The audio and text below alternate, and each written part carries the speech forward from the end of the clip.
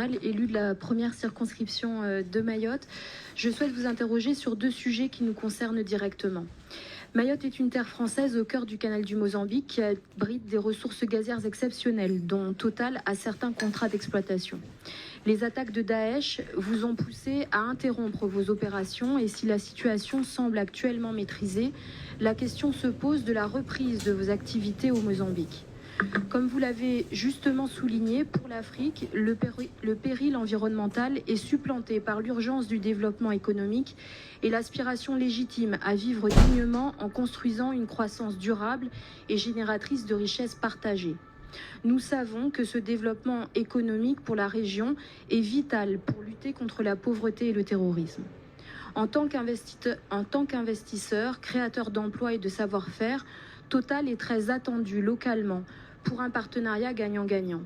D'autant plus que ces approvisionnements supplémentaires mozambicains pourraient à terme être une solution importante pour la sécurité énergétique européenne. Mayotte est à 500 km de votre base et champ gazier de Cabo Delgado. Mayotte souhaite accueillir une partie de vos équipes en intégrant notre port de Longoni dans votre chaîne de valeur. Nous espérons que votre entreprise française choisira d'associer un territoire français à ce projet riche en opportunités. Mon interrogation est donc la suivante. Quand Total va-t-elle reprendre ses opérations au Mozambique et allez-vous intégrer Mayotte à vos projets gaziers ? Ma seconde question concerne votre activité de vente au détail. À Mayotte, Total bénéficie d'une situation de monopole. Ce privilège lui impose des obligations et le geste commercial consenti par votre groupe à la pompe a eu un impact positif sur notre île, ce dont nous en sommes très reconnaissants. Mais notre autre requête pour lutter contre la vie chère est restée sans réponse. Nous vous avions demandé une diminution du tarif de vente du kérosène aérien.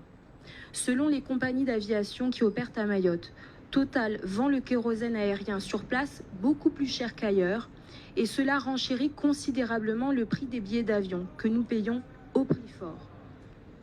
Ce qui est pour Total un mini-micro-marché a un impact immédiat sur le quotidien de la population de Mayotte qui doit prendre l'avion pour se soigner, pour étudier, pour travailler à l'extérieur.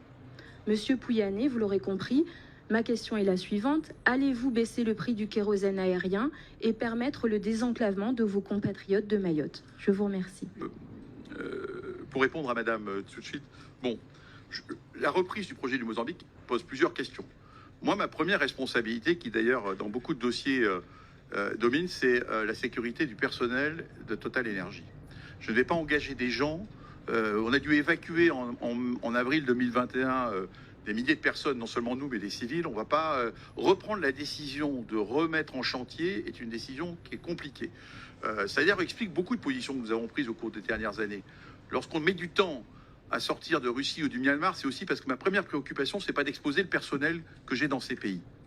Et que tant que je n'ai pas trouvé les conditions pour les protéger ou les évacuer, j'évite de faire de la politique rapidement.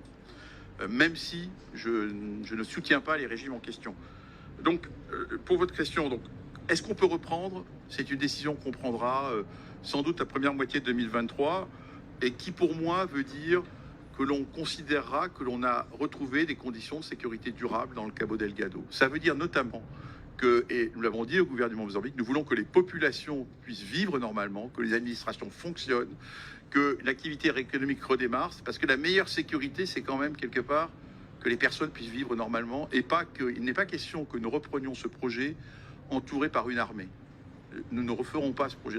Alors si nous le faisons, Mayotte en profitera, je vous le dis, et on l'avions prévu, puisque d'ailleurs en liaison étroite avec le gouvernement qui nous l'avait demandé, nous avions prévu qu'une base, notamment pour la partie des flexibles sous-marins, serait installée à Mayotte avec un des contracteurs. Nous avons prévu que Mayotte pourrait servir d'ailleurs de base arrière d'évacuation et donc nous étions prêts à investir dans l'hôpital à Mayotte pour pouvoir, puisque finalement c'était plus rapide pour nous d'évacuer en cas d'accident de blessés sur Mayotte que sur Maputo, qui est plus loin. Donc oui, Mayotte, on pense Mayotte quand on pense à ce projet. On avait aussi prévu qu'un câble électrique sous-marin pour les problèmes de téléphonie avec Orange, il relierait notre projet à Mayotte. Donc vous êtes bien dans notre souci. Vous êtes bien dans Alors après, est-ce qu'on reprendra le projet ? Je ne peux pas me prononcer aujourd'hui. J'ai d'ailleurs dit à mes équipes que nous ne le reprendrons que le jour où ils m'autoriseront, moi, à aller au Cabo Delgado à traverser, à prendre la fameuse route de 100 km et à voir les personnes sur le terrain. Je pense être un bon test parce que tant que mes équipes de sécurité me diront de ne pas y aller, je ne vais pas y envoyer le personnel et les contracteurs de Total Énergie. Voilà où on en est. On me dit que je pourrais peut-être y aller au premier trimestre, vous verrez. Après, sur la deuxième question de Mayotte, pardon, je ne suis pas au courant, donc je prends le point. On m'a sollicité sur le rabais et j'ai dit Mayotte en bénéficie, bien évidemment, mais je n'étais pas au courant. Donc je prends votre point et nous vous reviendrons par écrit sur le point du kérosène.